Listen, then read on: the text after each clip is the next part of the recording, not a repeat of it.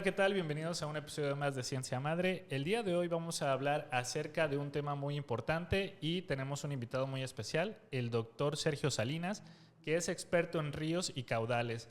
Sergio, ¿cómo estás? Bienvenido a este podcast. Hola Alberto, muchas gracias por la invitación. Pues encantado de estar aquí para platicar de esto que me fascina.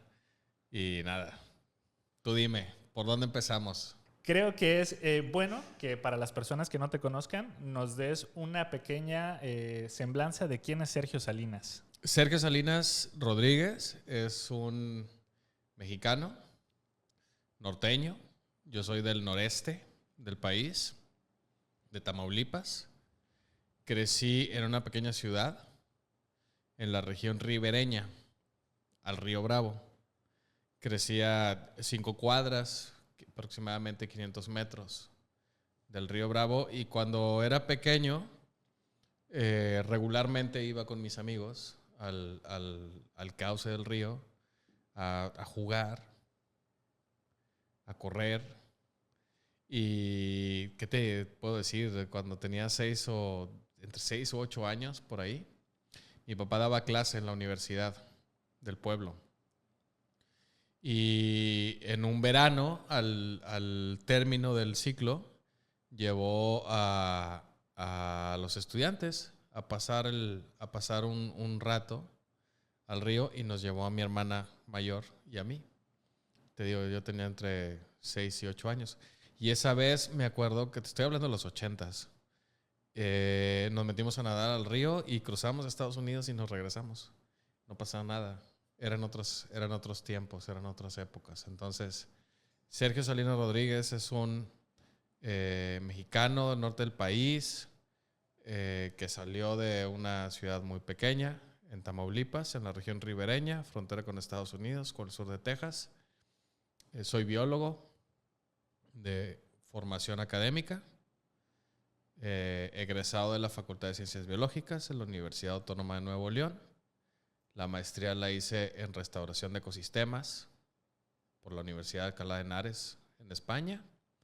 Y el doctorado es en recursos hídricos por la Universidad Tecnológica de Delft, en Holanda, Países Bajos.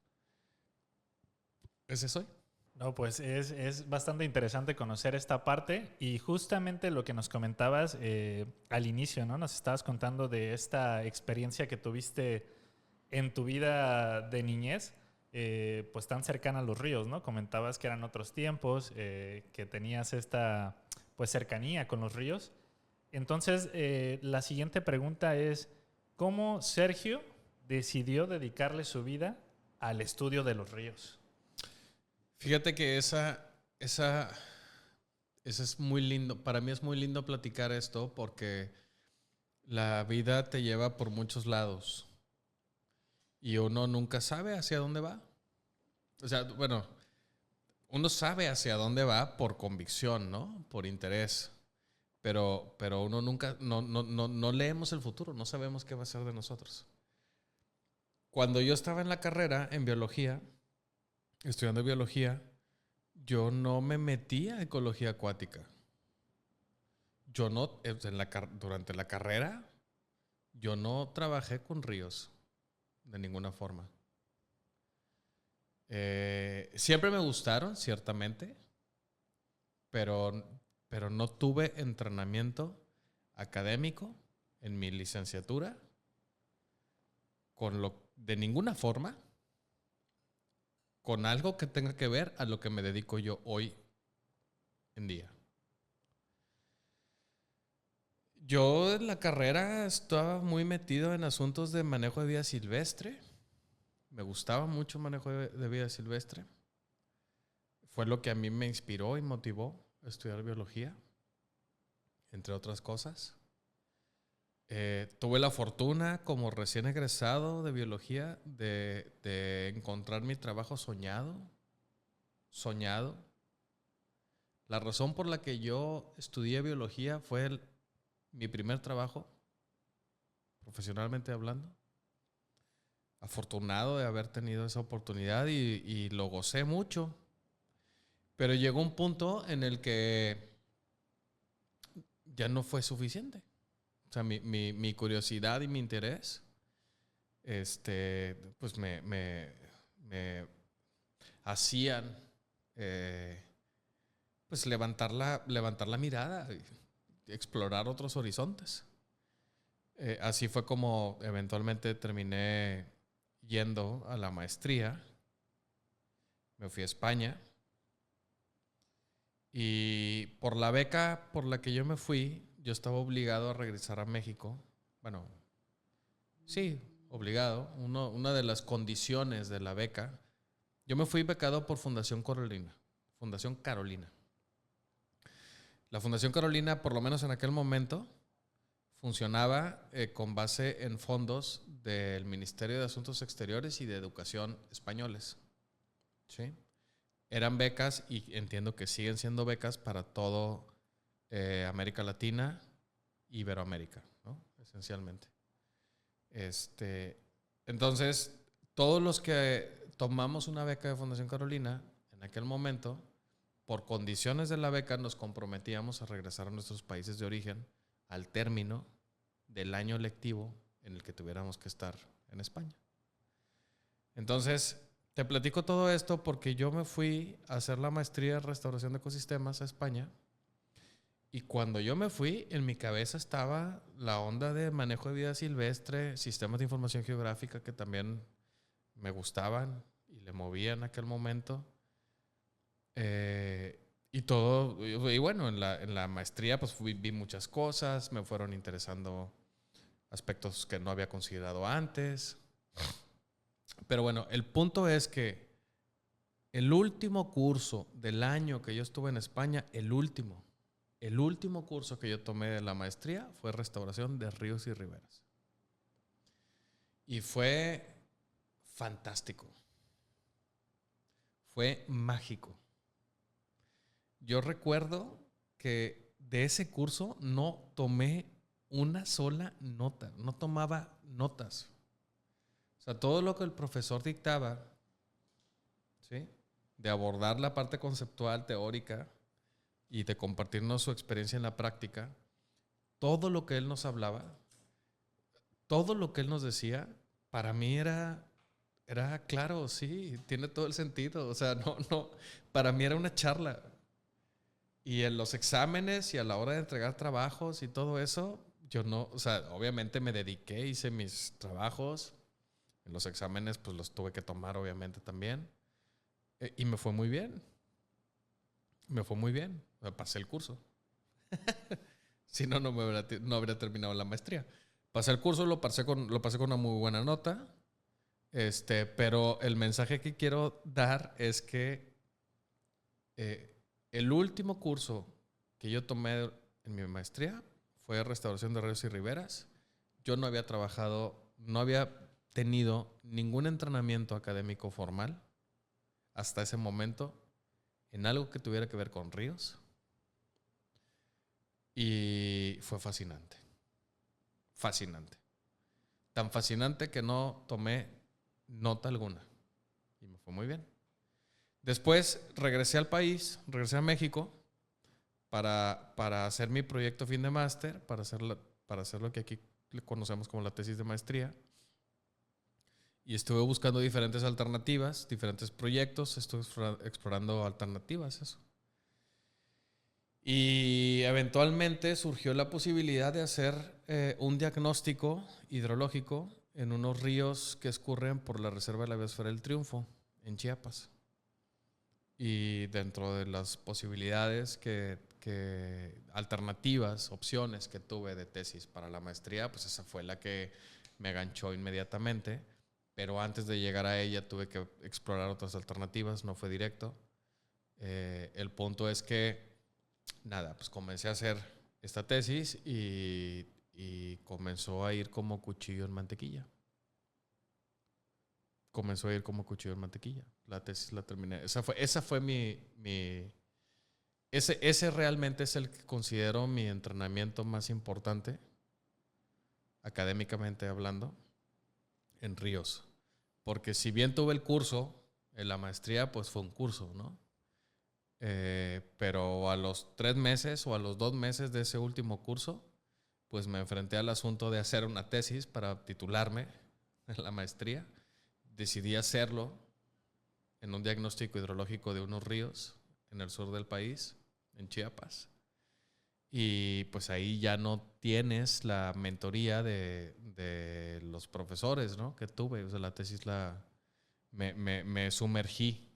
Ahora sí que me sumergí personalmente a hacer la tesis y fue fantástico. O sea, de ahí en adelante, pues ya toda la historia... De ahí en adelante toda la historia gira en torno a ecosistemas acuáticos. ¿Cómo era Sergio cuando era un niño? Inquieto. Un huracán, en palabras de mi mamá y de mi familia. De niño, pues muy inquieto, muy inquieto. Necesito también, bueno, no es un asunto de necesidad, pero sí me gustaría hacer énfasis en que mi niñez fue en los 80s, ¿sí? Mis años mágicos de la niñez fueron en los 80s. Fue una época completamente diferente a la que vivimos hoy en día. Solo por asunto de globalización y de cómo el mundo ha girado. Pues es otro el mundo en el que se vive hoy. Pero además de eso, también necesito enfatizar, bueno, no enfatizar, voy a profundizar. En la ciudad donde yo crecí, es una ciudad muy pequeña del norte de México. Sí, muy pequeña, Alberto. Entonces, te hablo de una ciudad de 25,000 habitantes, de 20 a 25,000 habitantes. Una ciudad muy pequeña del norte de México. Que lo sigo siendo hoy. ¿Sí? En aquel momento, en los 80s, es que en ciudades así de pequeñas, uno crece afuera, en la calle o en el monte, en el campo. ¿Sí? Entonces, ¿cómo era yo? Yo era muy inquieto. Yo no podía estar en casa. Yo no vivía dentro de mi casa. Afortunadamente tuve una casa con con un patio muy amplio, muy grande. Y yo jugaba en el patio. ¿Sabes a qué jugaba? Esto está padrísimo. Esto es muy bonito. Porque cuando lo recuerdo, lo recuerdo con mucha nostalgia y con mucho gusto. Me encanta platicarlo. Cuando tenía como 8 años, yo creo, teníamos un vecino.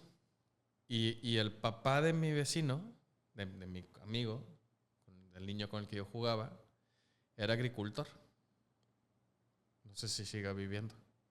Era agricultor. Y hubo un día que le tomé una mazorca. Una mazorca. Ahí tenía en su casa pues, muchas mazorcas porque era agricultor.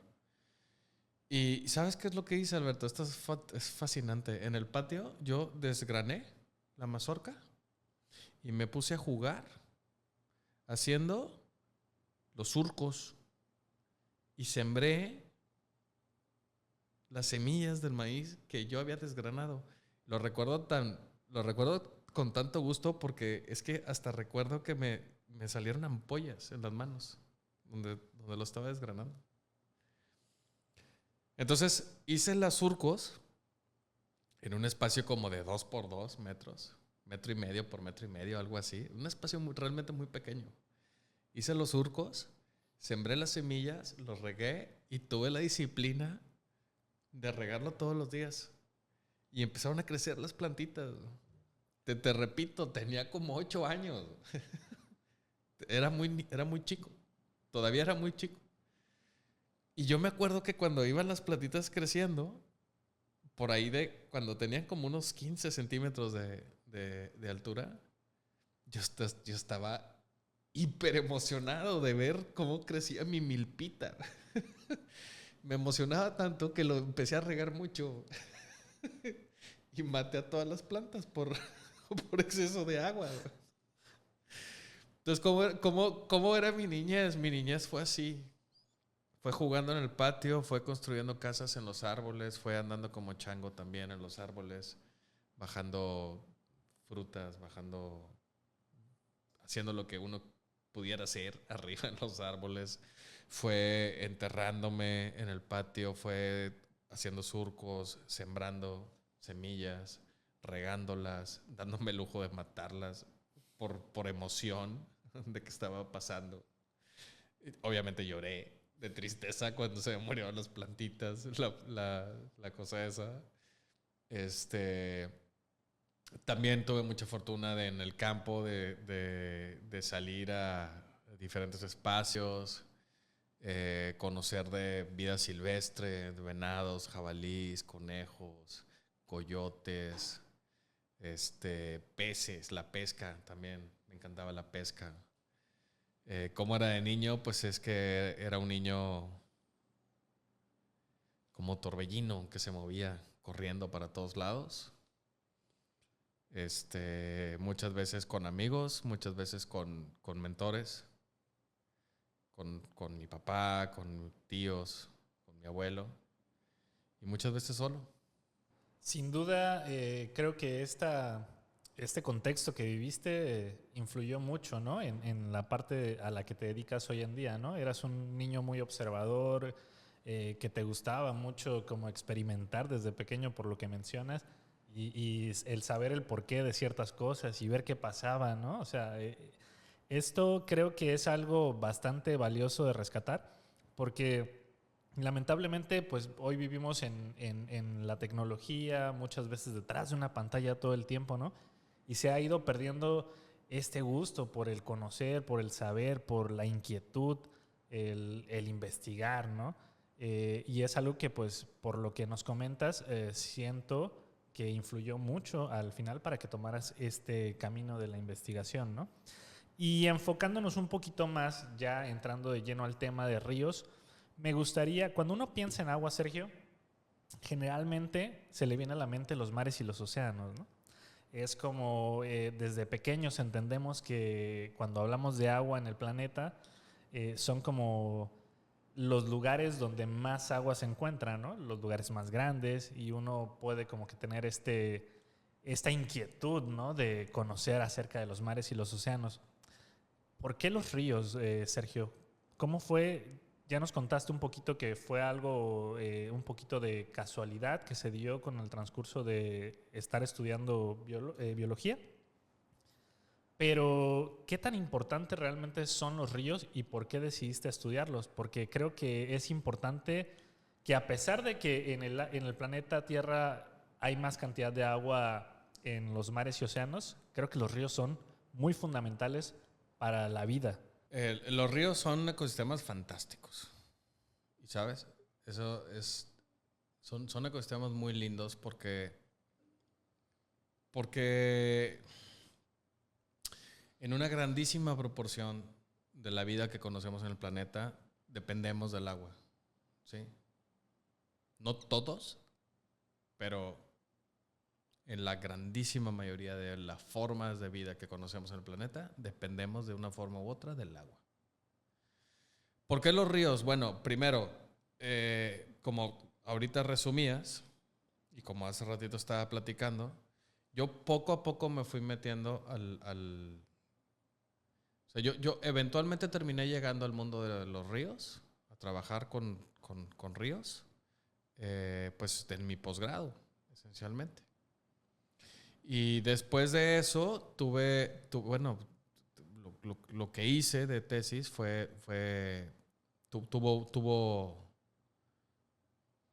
le gustó por lo menos la gente que estaba cercana a mí, le gustó cómo abordé el tema y eventualmente pues tuve la fortuna de participar en diferentes eventos en donde mostré los resultados que estaba teniendo. Más gente me fue conociendo y esa gente que me fue conociendo pues me conoció como el que trabaja con ríos, ¿no? Y eventualmente, bueno, pues me fui abriendo espacio tuve la oportunidad de trabajar formalmente, ya después de haber hecho la maestría, ya con un salario enfocado en ríos. Entonces, cuando comencé a trabajar para el Fondo Mundial, tuve la fortuna antes de eso. Recién habiendo terminado la maestría, trabajé como consultor para The Nature Conservancy en un proyecto que tenía que ver con los caudales ecológicos en las cuencas costeras de Chiapas. Y ese fue un trabajo de algunos pocos meses, pero fue un trabajo, la verdad es que muy lindo, porque fue el primer trabajo que tuve profesionalmente de abordar el tema al que yo me dedico hoy, ¿sí? A trabajar con caudales ecológicos. Entonces, ese trabajo, bueno, pues terminó. Ellos estuvieron muy, muy contentos con el trabajo que desarrollé y eventualmente, por azares de las cosas y el destino, en TNC, en The Nature Conservancy, a pesar de que querían que yo continuara trabajando con ellos, pues no tenían los fondos para sostener mi posición. Pero eventualmente recibí pues una propuesta del Fondo Mundial para la Naturaleza, WWF, el Panda, la organización esta del Pandita. Entonces con ellos comencé a trabajar y esencialmente el objetivo, mi tarea principal cuando yo entré a trabajar al Fondo Mundial para la Naturaleza fue pues dar todo el soporte técnico para el desarrollo de la norma mexicana para hacer evaluaciones de caudales ecológicos, ¿sí? Entonces, pues eso implicó que yo me metiera a trabajar de lleno, a atender la hidrología, la ecología de los ríos, pero no nada más de los ríos de Chiapas o no nada más los ríos del norte de Tamaulipas. O sea, eso a mí me demandó conocer, hacer mi mejor esfuerzo para conocer académicamente los ríos de México, porque lo que estábamos discutiendo en ese momento era el diseño de una norma cuyo objetivo era que fuera aplicada en todos los ríos del país, ¿sí? Entonces, nada, o sea, eso la verdad es que fue, por un lado, pues estresante porque estás metido en el desarrollo de instrumentos de política pública, instrumentos regulatorios, pero con un alto estándar académico, o bueno, en ese momento pues teníamos mucho interés de que fuera académicamente robusta la norma, el instrumento. Pero al mismo tiempo, pues yo en ese momento no conocía el país como lo conozco hoy, ¿sí? Entonces, eso a mí me obligaba a leer mucho. Tenía mucha motivación, o sea, la verdad es que a mí me gustaba bastante el tema. Leí mucho, pero también al mismo tiempo, pues no sabía, siempre tuve la incertidumbre de si lo estaba haciendo bien, si lo estaba haciendo lo suficientemente bien o no. Al final, bueno, pues con el paso del tiempo, pues las cosas se van acomodando en su sitio.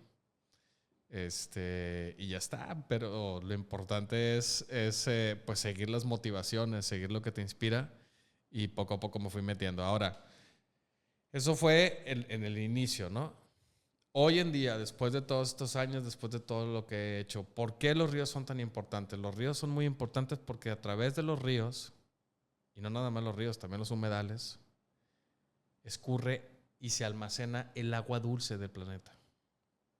En una gran proporción, el agua dulce del planeta.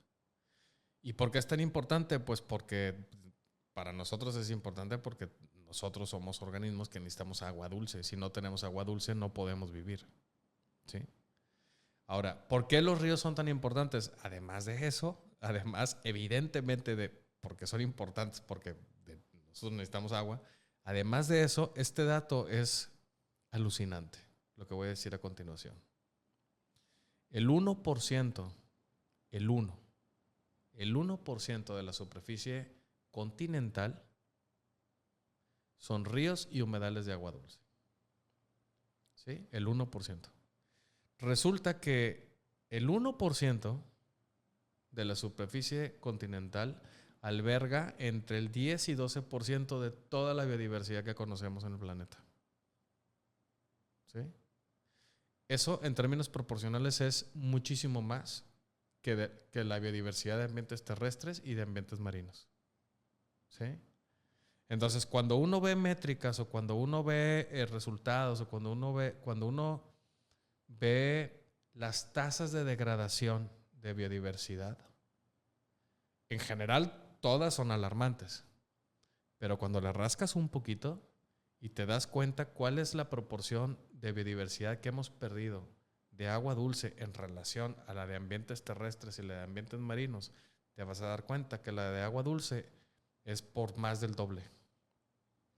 Y la explicación de eso, pues hay muchas razones, ¿no?, que lo explican.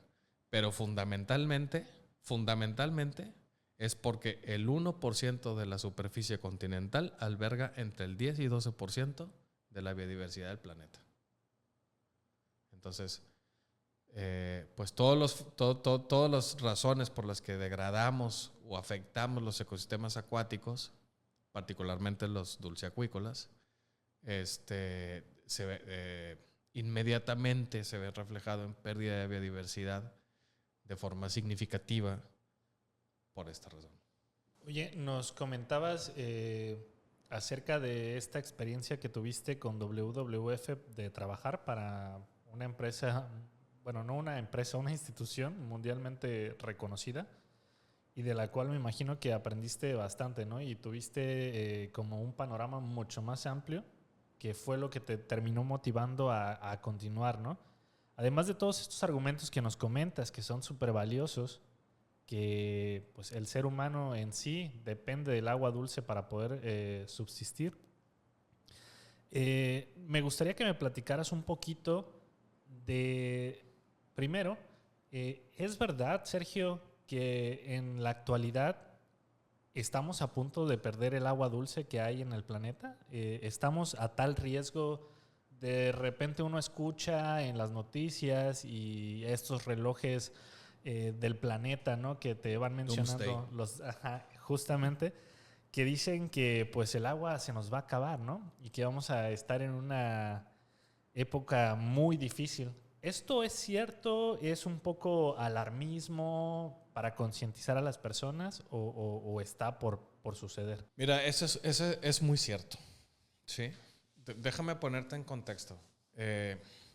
Yo no sé cómo fueron tus primeros años en la primaria. Yo no sé cómo te tocó a ti que te enseñaran sobre el ciclo del agua. Tengo una idea, ciertamente, pero no puedo hablar por tu caso, ¿no? Ni mucho menos por el de tu audiencia. Pero les voy a platicar el mío. A mí me enseñaron, cuando yo estaba en primaria, que el agua dulce era un recurso renovable. ¿Sí? Y eso no es cierto. El agua dulce ciertamente es un recurso renovable, pero a largo plazo. ¿Qué quiero decir con esto? Sí, bueno, 2/3 partes del planeta es mar. Y lo que todos aprendimos del ciclo del agua es que el agua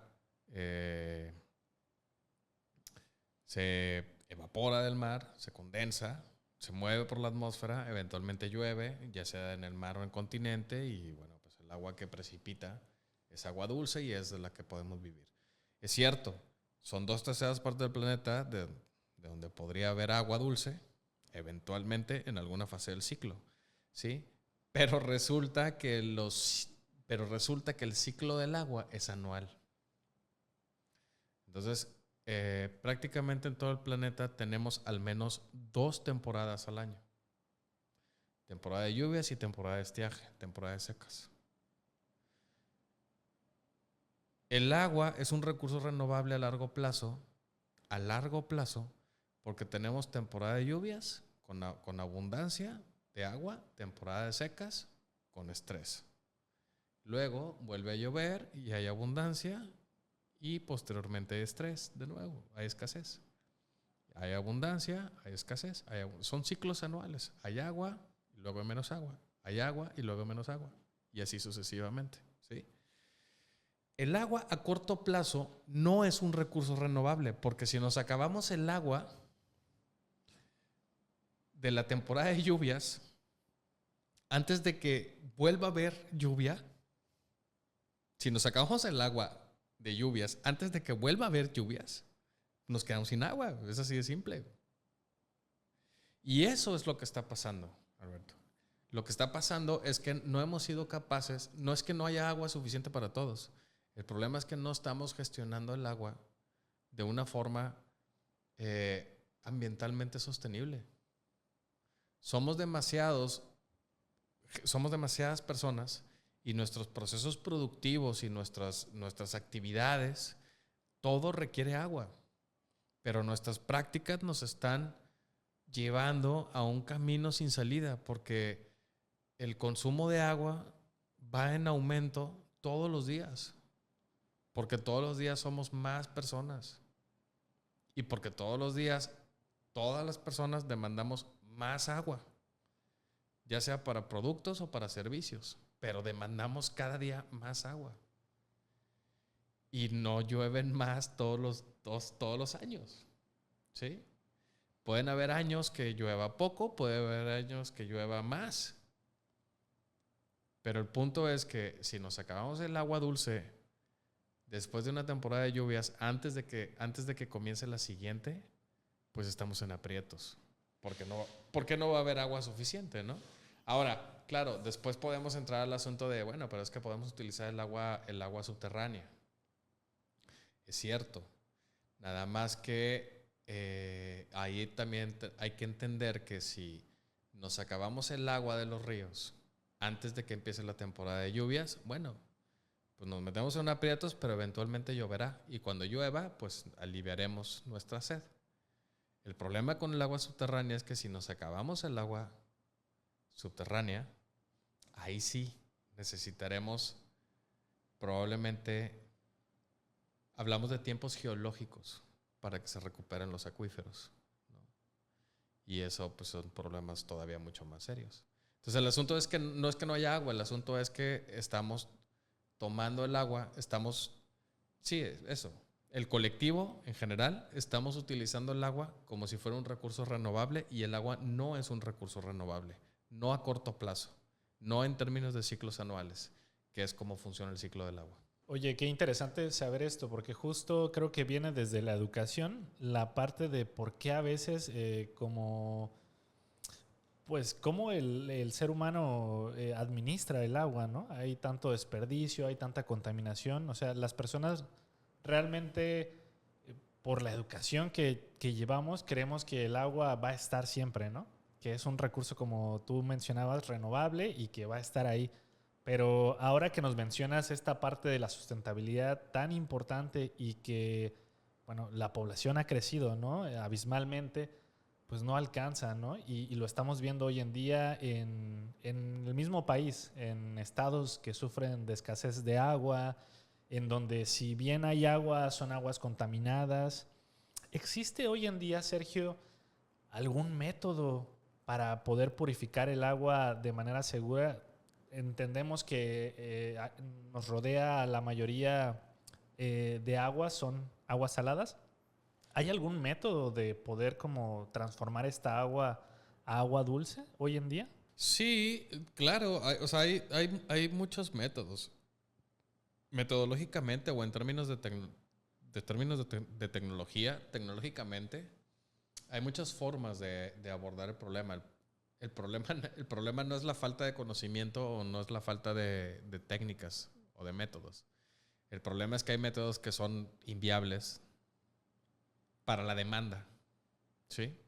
O sea, la tecnología para desalar agua de mar está ahí. Sí existe.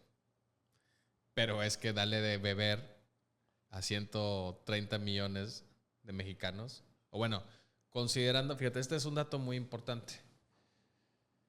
Eh, del país, 2/3 partes del país o 3/4 del país están en un clima árido, semiárido o semiárido. ¿Sí? El problema es que en esa aproximadamente, vamos a hablar en números redondos, el problema es que en 2/3 partes del país vive el 70% de la población. Y no solo eso. En ese sitio es en donde se produce cerca del 80% del Producto Interno Bruto. ¿Sí? El problema es que en esa región, en todo el México árido y semiárido, es donde hay más estrés hídrico. Es donde falta más el agua, por diferentes razones. ¿Sí? Entonces, claro, el problema es que estamos utilizando el agua de una forma que no es sostenible. Y si bien podemos usar la tecnología para perforar pozos cada vez más profundos para abastecernos de agua, es que eso es cada vez más costoso. O sea, no es un asunto de no es un asunto de que no sepamos cómo hacerlo, es un asunto de que es muy costoso hacerlo. Ahora, fíjate, te voy a poner el ejemplo de aquí, el ejemplo local, donde estamos, en Villahermosa. Estamos en Villahermosa, Tabasco, en la gran planicie inundación del río Grijalva.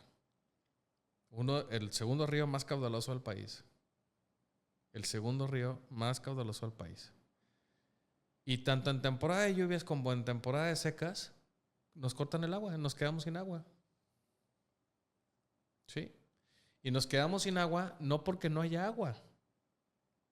Es porque las plantas potabilizadoras, es porque la infraestructura que está instalada para utilizar el agua del río Grijalva o de otras fuentes es muy vieja, le falta mantenimiento, no se le invierte lo que se le debe invertir para poder utilizarse. O sea, nos cortan el agua en temporada de lluvias y también nos cortan en temporada de estiaje.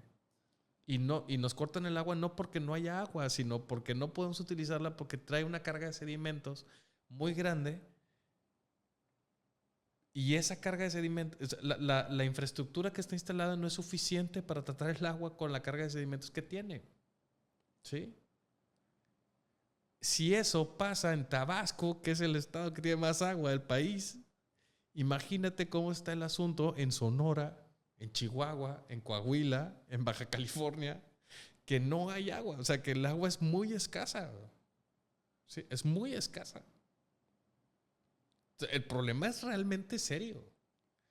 Porque tenemos que cambiar muchas cosas y tenemos que exigirle también a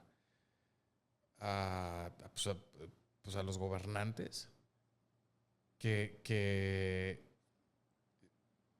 mejoren las leyes que tenemos, bueno, que se implementen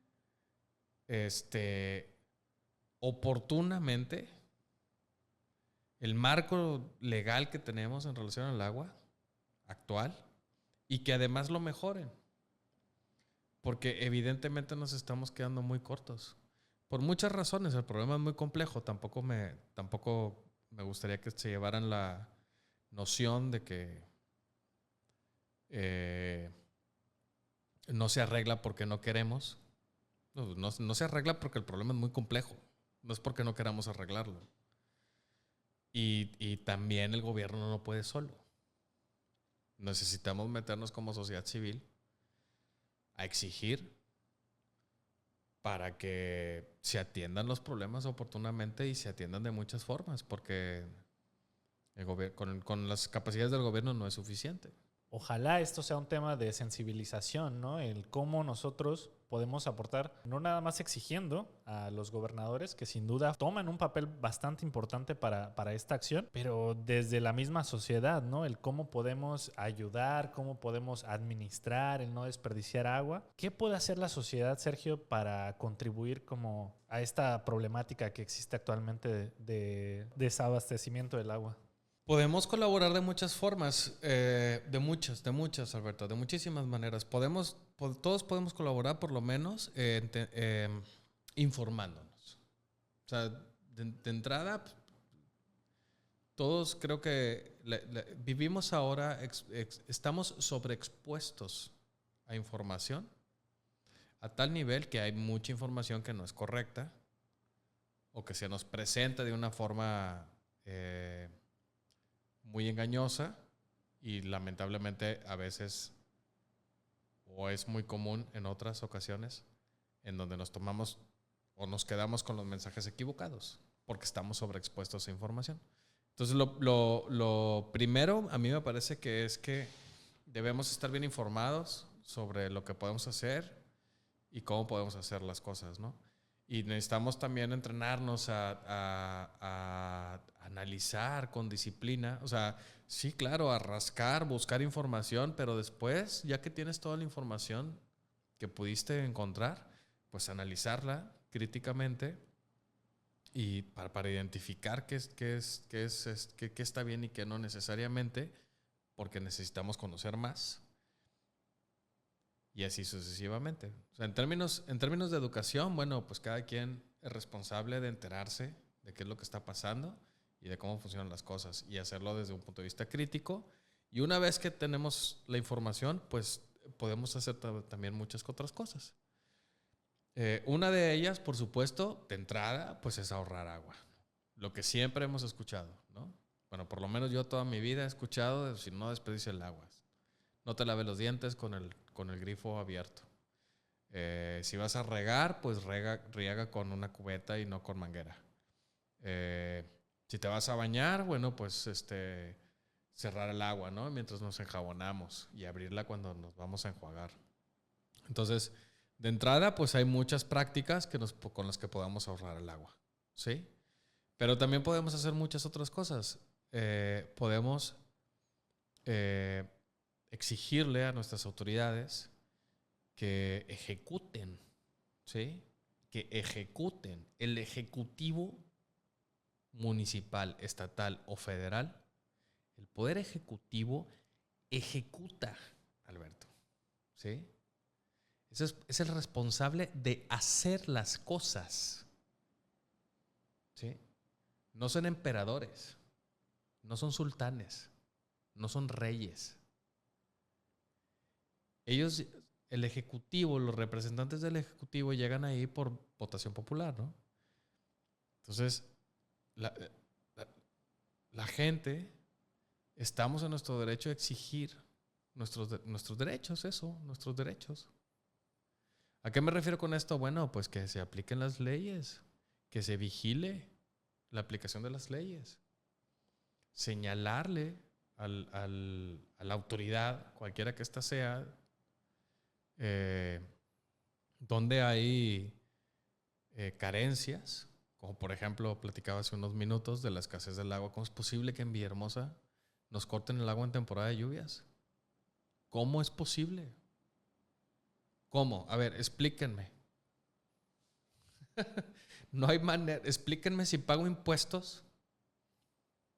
Si pago impuestos municipales, estatales y federales, ¿cómo es posible que a mí me corten el agua en temporada de lluvias en la zona del país en donde más agua hay? Y la veo correr, ¿sí? No es porque no hay agua. Entonces uno puede exigir que el ejecutivo ejecute, que el legislativo legisle y que el judicial también haga su chamba, ¿no? O sea, eso todos lo podemos, creo que todos lo podemos hacer, pero también hay que hacerlo informados, ¿no? Entonces ahí viene el asunto de estar bien educados. Otro asunto también que podemos hacer en relación al ahorro del agua es, y parte también del principio de estar educados, es de entender que todo lo que hacemos, todo lo que usamos tiene un impacto, ¿sí? Todo. Si a mí me gusta tomar café, hay que entender que para que yo tenga una taza de café en mi casa, eso implica en el proceso productivo del grano, en el proceso productivo para yo tener una taza de café, implica 100, 150, 1000 litros de agua. Entonces, uno tiene que estar bien consciente porque, por ejemplo, yo no sé si tú acostumbras a tomar café, Pero ponte a pensar cuántas veces preparas el café y no te tomas lo que preparas. O sea, ¿cuántas veces no tiramos café que no consumimos? ¿Cuántas veces no compramos una prenda de ropa de algodón o de poliéster? O sea, eso tienen diferentes demandas de agua. ¿Cuántas veces no compramos una prenda de ropa y no la usamos? Y además es de un material que demanda mucha agua. Entonces, también podemos educarnos para entender que todo lo que hacemos tiene un impacto en el agua. Y sería un lindo detalle de nuestra parte, por decirlo amablemente, que seamos conscientes que todo lo que hacemos tiene este impacto y que en la medida en la que seamos selectivos y que decidamos, no, yo voy a preparar el café que sé que voy a tomar en el día, no más. Si necesito más, pongo una taza más o pongo 2 tazas más, no lo sé. No tener todas las luces prendidas de nuestra casa en las noches cuando no es necesario. O sea, necesitamos ahorrar muchos recursos. Y necesitamos ser muy eficientes en el uso de los recursos. No nada más en agua. Bueno, lo que me tiene a mí ahora aquí es para hablar del agua, para hablar de los ríos. Pero en general todos los recursos tenemos que ser muy, muy eficientes en su uso. Porque cada vez somos más. Porque vamos a seguir creciendo la población. Y porque la cantidad de recursos que provee el planeta sí es una cantidad finita. Porque todos los recursos tienen una tasa de renovación. Bueno, no todos, pero todos los recursos renovables tienen una tasa de renovación. El problema es que cuando consumimos o cuando producimos o cuando requerimos por encima de esa tasa de renovación, pues el único camino que tiene eso es la quiebra, es la insostenibilidad. Ok, Sergio, nos mencionabas un poquito acerca de esta cuestión que existe con la industria, ¿no? De que a veces, pues bueno, el hacer una playera, el mismo hecho de tomar café, ¿no? Tantas empresas que se dedican a la producción de café, a la producción de refrescos, pues están haciendo un mal uso del agua al final del día, ¿no? Y aquí mi pregunta va hacia la parte de la agricultura y la ganadería. Uno muchas veces cuando investiga, pues ve todos los beneficios de la agricultura y de la ganadería, pero quisiera preguntarte, ¿esta industria, la ganadera y la agricultora, también afecta la cuestión del agua, Sergio? A ver, esto es bien importante porque hay que derribar ahí muchos mitos, ¿sí? Todos somos responsables, todos somos responsables de la situación en la que estamos, ¿no? Ciertamente la agricultura, en términos generales, utiliza 2/3 partes del agua en México y en el mundo, ¿sí? Eso es mucho. Y de esas 2/3 partes que utiliza, hablo en términos generales, ¿eh? De esas 2/3 partes del agua que utiliza, como la mitad se pierde por ineficiencias. Porque no tiene sistemas de riego, se pierde por evaporación, se pierde porque se infiltra. No sé, o sea, mucho. Pero es que lo estoy poniendo como ejemplo. Sí, ciertamente es el más dramático. En términos generales es el más dramático de todos, el de la agricultura. Pero el punto al que quiero llegar es el siguiente. Todos somos responsables porque si la agricultura es ciertamente muy importante para darnos de comer, también es muy importante porque es el que más desperdicia el agua, ¿sí? Pero también hay que entender que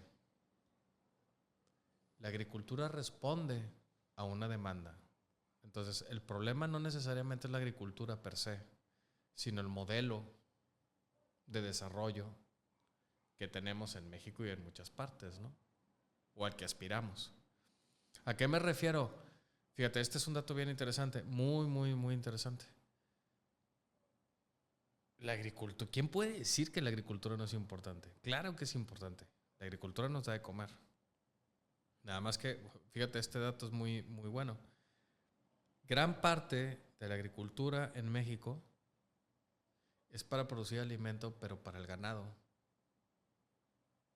no para nosotros. El ganado también lo consumimos, ¿sí? Pero no es para nosotros. Ahora, lo que hace mucha diferencia es cuánta agua requieres para producir una tonelada de maíz o una tonelada de algodón, o, bueno, algodón no lo comemos, pero de cebolla, o sea, no es lo mismo la cantidad de agua que necesitamos para una fruta o una verdura a la cantidad de agua que se requiere para 1 kilogramo de carne. Por cada kilogramo, en términos generales, por cada kilogramo de carne se requieren en torno a 13,000 y 15,000 litros de agua. ¿Sí? Una taza de café requiere en torno a 200 litros, 250 litros, por ahí está, más o menos la onda. Entonces, ¿qué quiero decir con esto? Que la industria, independientemente de cuál sea la industria, todas las industrias utilizan el agua, ¿no? La agricultura, la ganadería utiliza el agua. Es que todos utilizamos el agua, Alberto. Todos utilizamos el agua. Obviamente hay industrias que hay consumos responsables y consumos irresponsables. No voy a hablar de industrias porque dentro de una industria puede haber consumos responsables y consumos muy irresponsables. El problema yo honestamente pienso que la solución al problema no está necesariamente solo apretándole las tuercas a las industrias o a los sectores. La verdad creo que es más importante apretar la tuerca a la sociedad para hacerle entender que no podemos seguir despilfarrando los recursos, no nada más el agua. Todos los recursos en general no los podemos seguir despilfarrando como lo hemos estado haciendo, viviendo en un modelo que no es sostenible, un modelo de desarrollo que no es sostenible. Y ese modelo de desarrollo, pues ¿qué te puedo decir? De ahí a lo mejor necesitamos tener una charla con más gente para filosofar sobre el modelo de desarrollo en el que vivimos, porque nos han vendido, o pareciera ser que nos han vendido, que lo importante es que vivamos bajo ciertas condiciones y esas condiciones implican normalmente mucho desperdicio de recursos. La realidad es que podríamos vivir con mucho menos y podríamos exigir que se produzcan las cosas, los productos, de una forma mucho más responsable y más eficiente. Entonces, sí, o sea, el asunto es ese, ¿no? O sea, no hay por qué señalar a un sector o a una industria cuando la verdad es que los sectores y las industrias responden a una demanda y esa demanda somos nosotros. Entonces, si queremos cambiar las cosas, es que tenemos que empezar por nosotros. Y bueno, ya entrando un poquito a lo que estás haciendo actualmente, Sergio, me gustaría preguntarte en qué estás trabajando en la actualidad. Por ahí, pues conozco un poquito de tu trabajo porque, bueno, he tenido la oportunidad de verte en acción en campo y sé que estás de lleno ahorita con una cuestión de monitoreo. ¿Nos podrías platicar un poquito de qué trata este trabajo que estás haciendo actualmente? Tenemos, como decía hace un ratito, tenemos temporadas de abundancia de agua y temporadas de escasez natural. Porque el ciclo del agua depende del clima. Y el clima depende de qué tan lejos o qué tan cerca estamos el planeta del Sol y además de su inclinación y de muchos otros factores. O sea, es un asunto cíclico, ¿no? Anual. Una temporada del año hay mucha agua y otra temporada del año es escasa. Entonces, el proyecto en el que hemos estado, es muy importante saber cuánta agua hay, ¿sí? Muy importante saber cuánta agua hay. Pero no tenemos suficientes instrumentos para monitorear cuánta agua hay. Entonces lo que hemos estado nosotros haciendo, trabajando, es que estamos innovando, desarrollando un método para hacer un monitoreo de niveles en los ríos, saber cuánta agua está escurriendo en los ríos. Lo estamos haciendo en una alta frecuencia temporal. Estamos monitoreando cada 15 minutos. Inclusive podemos reducir el periodo de monitoreo a cada 5, cada 10, si quisiéramos. Y esto lo estamos haciendo pues con el propósito de poder desarrollar indicadores o indicadores y métricas para alertar situaciones de riesgo, ¿no? Situaciones de riesgo por sequía, situaciones de riesgo por inundaciones, porque, bueno, pues es la constante en esta época en la que nos está tocando vivir con el cambio climático, pues las sequías y las inundaciones en muchas partes del mundo cada vez son de mayor magnitud o intensidad y de mayor frecuencia. Entonces, necesitamos estar mejor preparados para hacer frente a situaciones de mayor escasez o de mayor abundancia, de mayor inundación. Y para saber cómo le vamos a hacer, necesitamos, en una muy buena proporción, monitorear lo que está escurriendo, ¿no? Y a partir de un monitoreo mediano y largo plazo, pues podemos analizar muchas cosas, detectar patrones, identificar o desarrollar indicadores y con base en eso, bueno, pues contribuir a nuestra comunidad para tomar mejores decisiones. Esto que estás proponiendo, lo estás proponiendo porque te gustaría que fuera algo que fuera replicable, algo que ahorra costos, que cualquier persona podría hacer, o es algo pensado más allá para que los gobiernos sean partícipes dentro de este monitoreo y bueno, no sé si exista ya algo más actualmente en la investigación de monitoreo, o por qué decidiste enfocar como tu investigación hacia este tema, ¿no? ¿Qué pros y contras puede haber en esta situación? Sí, a ver, bueno, aquí en relación a esto, lo que la gente tiene que saber es que la autoridad responsable de monitorear los cuerpos de agua en el país es la Comisión Nacional del Agua.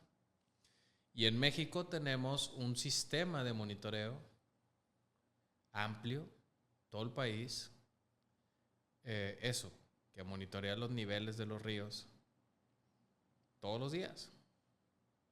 Tenemos en torno a 2.500 estaciones hidrométricas, que así se le llaman los sitios en donde se hacen estos monitoreos. Pero desafortunadamente de esas 2.500, menos de la mitad, mucho menos de la mitad, siguen siendo operadas. Muchas de ellas, la gran mayoría de las estaciones hidrométricas ya no están en operación. Y no están en operación pues por muchas razones. Ahí habría que preguntarle a la autoridad. Desde mi perspectiva, o sea, desde mi posición, yo puedo comentar que me parece que se ha perdido lamentablemente el monitoreo a largo plazo porque el monitoreo es costoso. Necesitas tener disciplina, necesitas tener conocimiento, necesitas tener también mucha motivación para mejorar el conocimiento que tienes con cosas nuevas que van surgiendo, y necesitas tener presupuesto, entre muchas otras cosas, ¿no? Además de personal, recursos humanos, etc.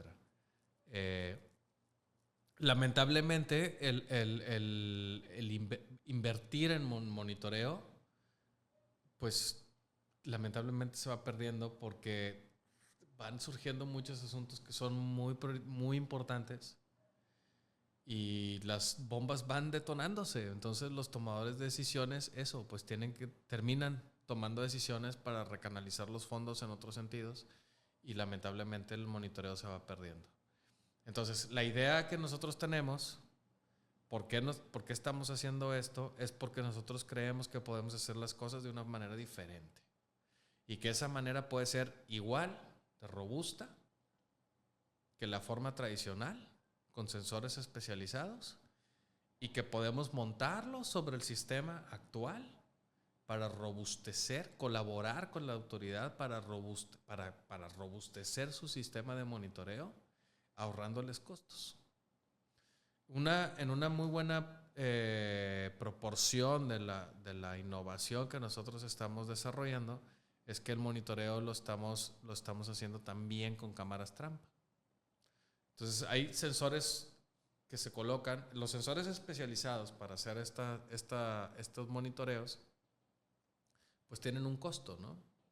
Y la operación de estos sensores especializados requiere de un alto conocimiento en la materia. Nosotros lo que estamos planteando es, bueno, podemos lograr este monitoreo con resultados robustos a través de instrumentos que sean más sencillos que los especializados, como por ejemplo una cámara trampa. Operar una cámara trampa realmente no requiere de un alto nivel de conocimiento en ríos. ¿Sí? O sea, no requiere un alto nivel de conocimiento específico, eso es lo que quiero decir. El operar una cámara trampa, pues es que prácticamente cualquier persona con educación a nivel de preparatoria o de carrera puede operar una cámara trampa.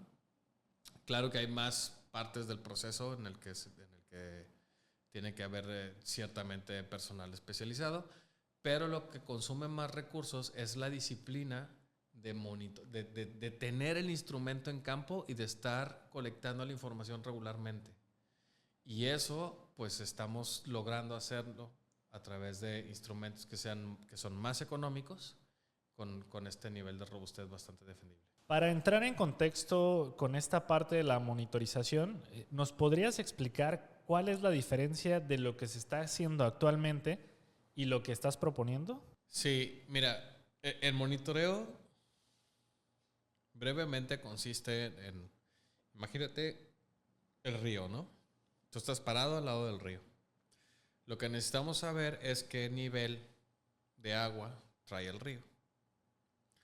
Entonces, regularmente, de un lado al otro del río se construyen unas columnas y atraviesa un cable de acero de un lado del río al otro, y en ese cable de acero hay una canastilla. Eso es muy importante porque hay una persona que se tiene que subir a esa canastilla y tiene que moverse de un lado al otro del río con equipo especializado para medir la velocidad de la corriente. ¿Sí? Y luego, aparte, también tiene que haber un monitoreo de nivel. Entonces, en alguno de los lados de los ríos se colocan reglas, escalas. Entonces, uno puede ver, pues el río trae un nivel de, por ejemplo, 5 metros 20 centímetros, ¿no? De profundidad máxima.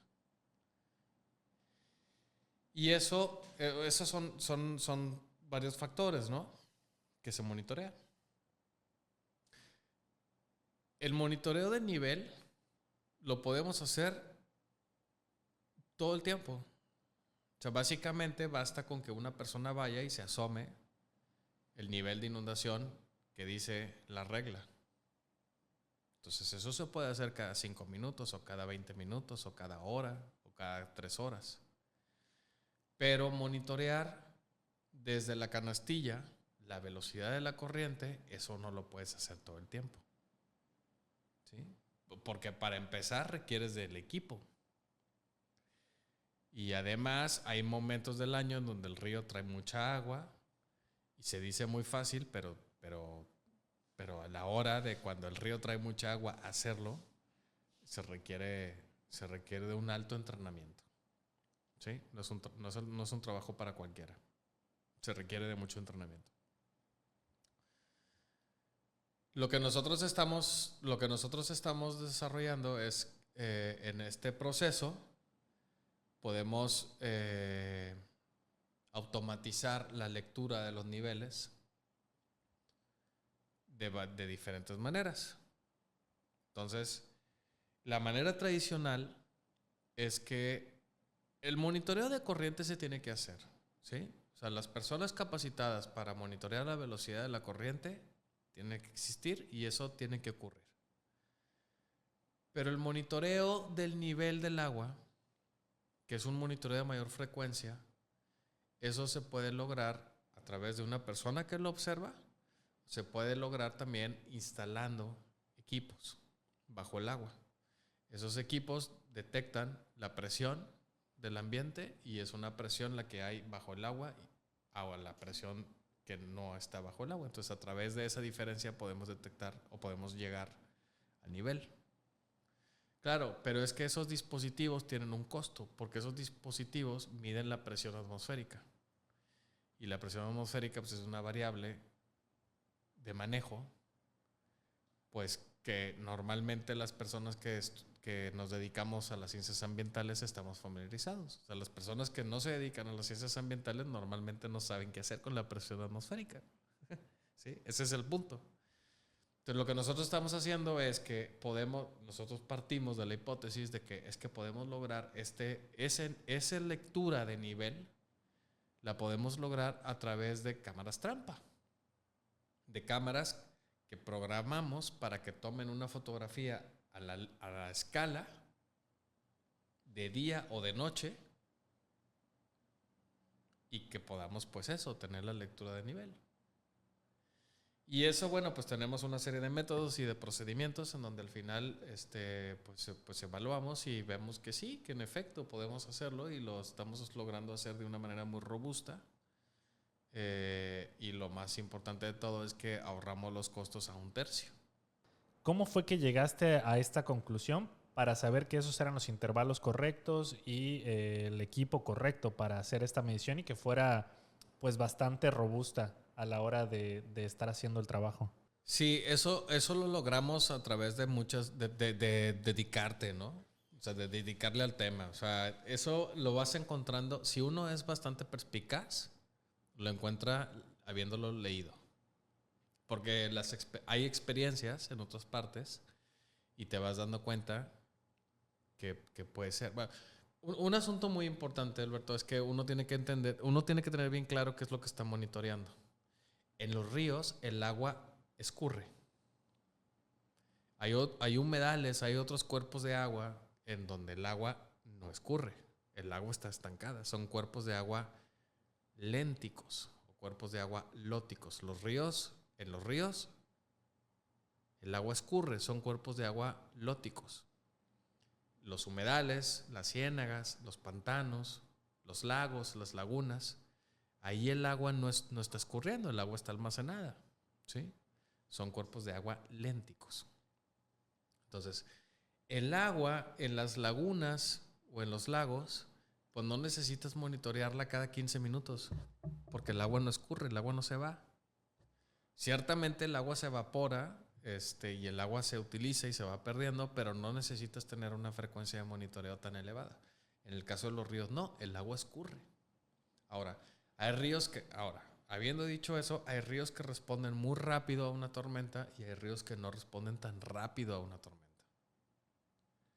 Entonces, uno puede encontrarse experiencias, uno puede ir leyendo y podrás ir viendo diferentes frecuencias. Pero el punto es, ¿por qué nosotros estamos monitoreando cada 15 minutos?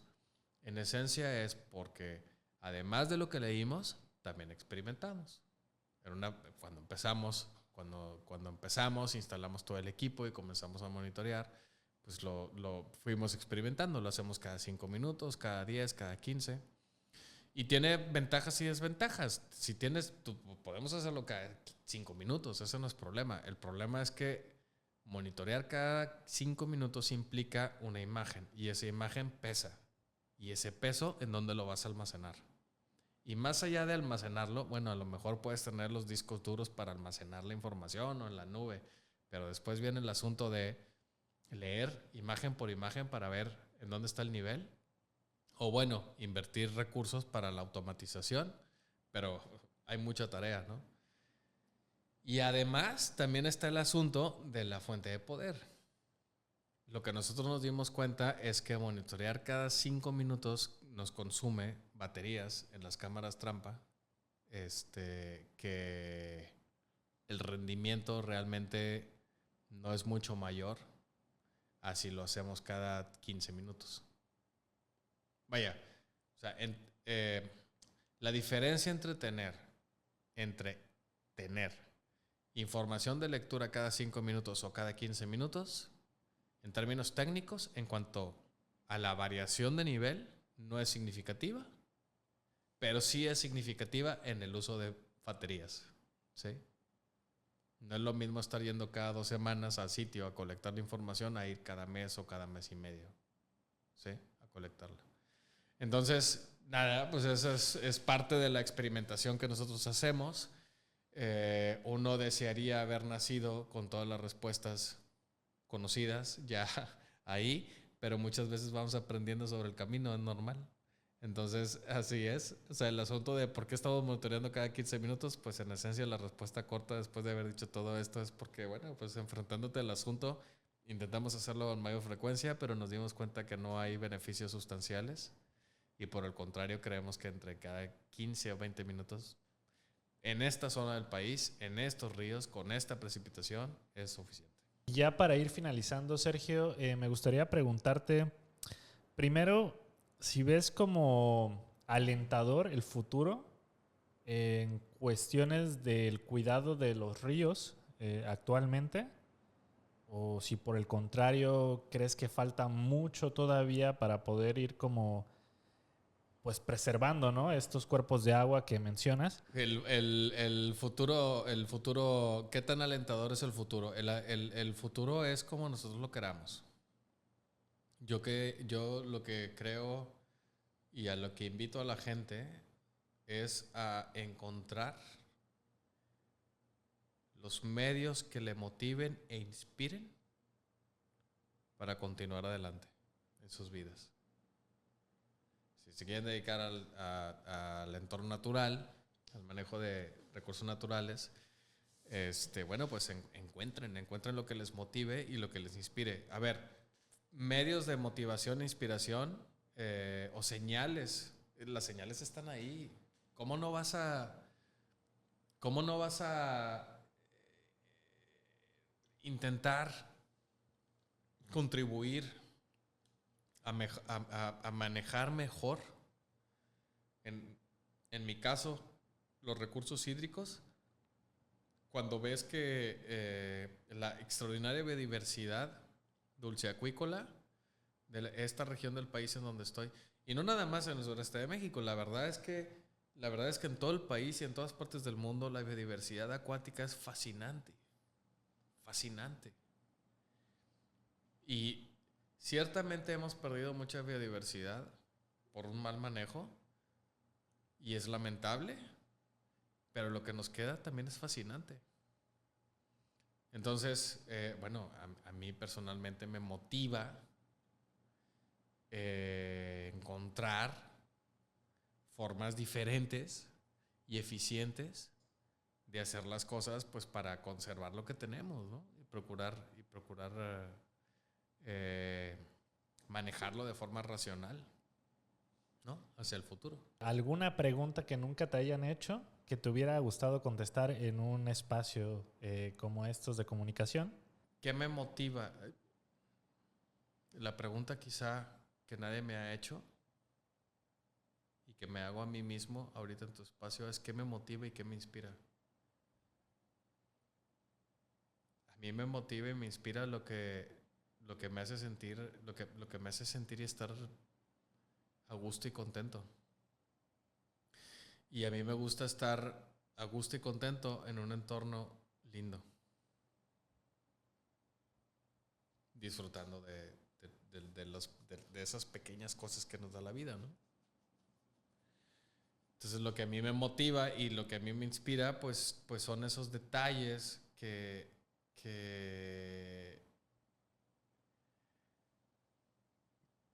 contribuyen de una forma sustancial a mejorar nuestro entorno. En mi caso, bueno, pues pueden ser muchas cosas, ¿no? Muchas cosas. Y he tenido la fortuna también de contribuir de muchas maneras. A mí, ahora, en esta etapa de mi vida, lo que me funciona y me motiva es a transmitir el conocimiento que tengo, lograr que la gente que está motivada en hacer de alguna forma lo que yo hago, lo logre hacer más rápido. Esencialmente porque nos estamos consumiendo los recursos más rápido. O sea, ellos no se pueden... La gente que viene intentando encontrar un espacio en el nicho en el que yo estoy, no se puede tomar el lujo de aprender lo que yo sé en los 20 años que a mí me ha tomado. Yo necesito ser capaz de enseñarle a la gente lo que sé en mucho menor tiempo. Entonces eso a mí me motiva y me inspira. La gente que está comprometida de alguna forma en hacer lo que yo hago, pues a mí me motiva enseñarle a hacer lo que sé para que lo sepa hacer mucho antes de lo que a mí me tomó hacerlo. Sí. ¿Y qué me inspira? Pues me inspira, pues eso, eventualmente que la gente a la que nosotros le vayamos a entregar el planeta,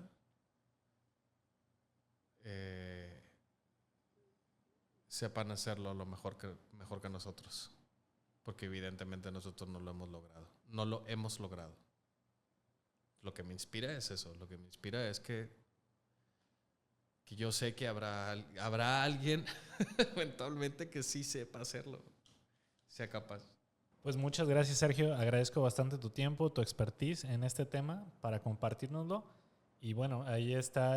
Al final dejaremos tus redes sociales también para aquellas personas que tengan el interés de buscarte, que estén interesados en hacer una tesis, un posgrado, pues puedan contactarte y pues justamente que se logre esto de que motives a más personas y que encuentres a las personas correctas para hacer un cambio en el ambiente y pues en la vida de los demás seres humanos, ¿no? Agradezco mucho a todos los que nos estuvieron viendo. Esto fue Ciencia Madre y nos estamos viendo en el próximo episodio. Muchas gracias.